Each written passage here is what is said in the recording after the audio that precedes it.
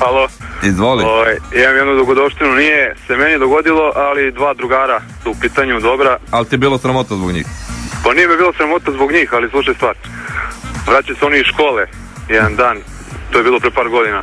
I u autobus ušli i sad stavili onako na sredinu gde je harmonika, znaš. I sad u jednom trenutku su oni vidjeli da dva pandura stoji za njih. I ovo jedan drugom kaže, brate, znaš onaj vic? Kaže, zašto dva pandura idu u paru? To je zašto panduri idu u paru ulicom. I je kao, ne, što? Pa jedan zna da čita, drugi zna da piše. Dobro. I sad ovi panduri kao, momci, lične karte. I ovi kao, daj lične karte, autobus i gleda sad kao krimo se. I ovaj uzima lične karte, da, otvori ih i kaže, kolegi, piši. I ova bus u smeh, ne može da veruješ, znači havarija. I panduri na sledećoj stanici izašli od muke i sramote. Realno.